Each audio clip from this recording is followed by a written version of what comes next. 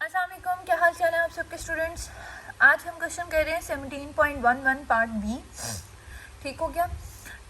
Question आप book से भी रीड कर सकते हो, मेरे पास यहाँ पर भी लिखा हुआ है, मैं रीड कर रही हूँ। ये कहते हैं जी a height distribution has a variance of 2.792 bracket में इसका स्केयर डाला हुआ है। Do the following 10 values selected at random have a greater variance than what it is expected, और कुछ वैल्यूज आपको दी है। देखो उसने आपको बता दिया है कि जी सिग्मा स्केयर ये है, 10 वैल्यूज उसने आपको बोल दी है। नेक्स्ट वो आपको बात बोल रहा है कि क्या आपको लगता है कि ये वेरियंस ग्रेटर होता, जो दिया हुआ है उससे वेरियंस ग्रेटर भी होता, और कुछ वैल्यूज आपको दी है।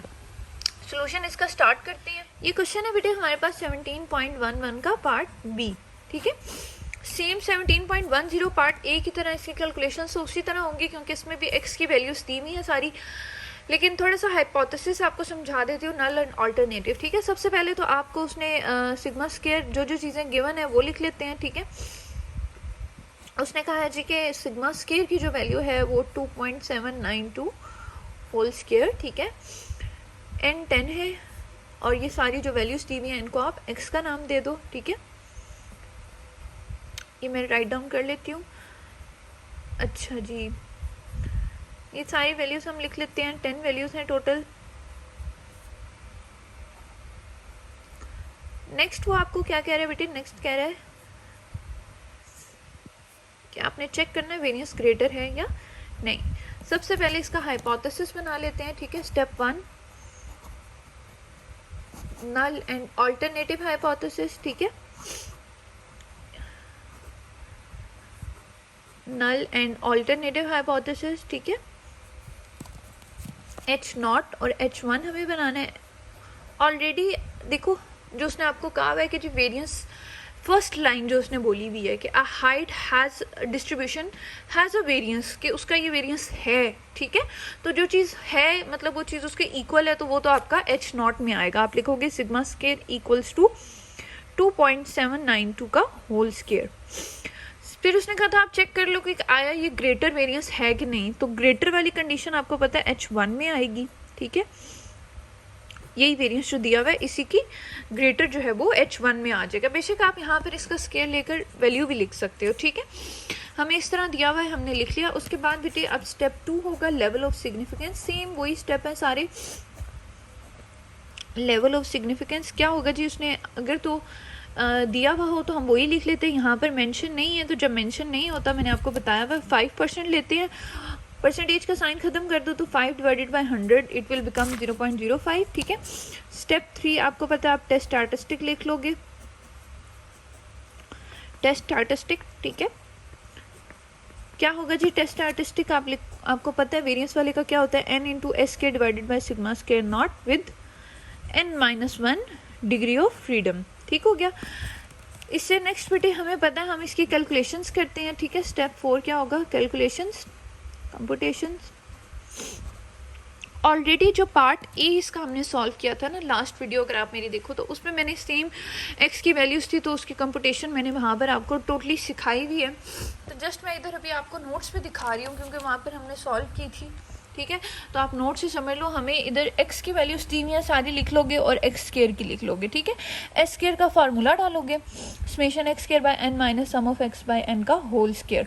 तो यहाँ से आपके पास एक्स स्क्वायर के कॉलम का सम आया हुआ है, वो पुट कर लोगे, एन 10 है। सेम आपके पास समेशन एक्स भी आया हुआ है 676.5, वो पुट कर लोगे, और आपका इस तरह सॉल्व कर लोगे। एस स्क्वायर आपका 6.79 आ गया। सिर्फ सिग्मा स्क्वायर नॉट देख लो क्या है, यहाँ पर देखो एस स्क्वायर हमारे पास क्या आ गया जी 6.79। ठीक है, ये आपको एस के चाहिए था, आपने लिख लिया। सिग्मा स्क्वायर नॉट चाहिए ना, मतलब सिग्मा स्क्वायर नॉट आपको कहीं दफ़ा बताया, वो यही होता है जो हम फर्स्ट स्टेप में मेंशन करते हैं नल और अल्टरनेटिव हाइपोथेसिस में। बेसिकली जो ये वैल्यू होती है इसी को सिग्मा स्क्वायर नॉट बोलते हैं और इसी को सिग्मा स्क्वायर बोलते हैं। तो ये 2.792 का होल स्क्वायर है। इन्होंने यहाँ पर सिर्फ स्क्वायर लिया हुआ नहीं है, तो जस्ट आप कैलकुलेटर में इसका स्क्वायर ले लो, ये आ जाएगा जी 7.7953। अब आपके पास सारा कुछ आ गया, आपका इसके के फार्मूले में डाल लोगे। ठीक है, ये क्या हो जाएगा जी, n की जगह आ जाएगा 10, एस स्क्वायर फाइंड किया 6.79, और सिग्मा स्क्वायर नॉट क्या हो गया जी 7.7953। इसको आप सॉल्व करोगे तो ये आपके पास आंसर आ जाता है 8.71। स्टेप 5 पता है आपको क्या है जी, क्रिटिकल रीजन है। क्रिटिकल रीजन भी फाइंड कर लेते हैं।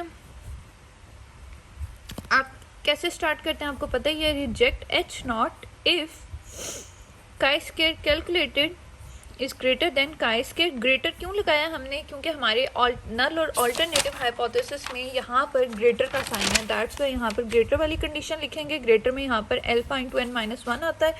ये हो जाएगा जी chi square calculated is greater than chi square, ठीक है। अल्फा की जगह क्या आ जाएगा 0.05, n क्या है 10, 10 माइनस 1, ये हो जाएगा ग्रेटर देन काई स्क्वायर 0.05, 10 में से 1 जाएगा 9 आ जाएगा, और यहाँ पर आपके पास क्या आ जाएगा, टेबल में जब आप इसे देखोगे तो 16.919, ठीक हो गया।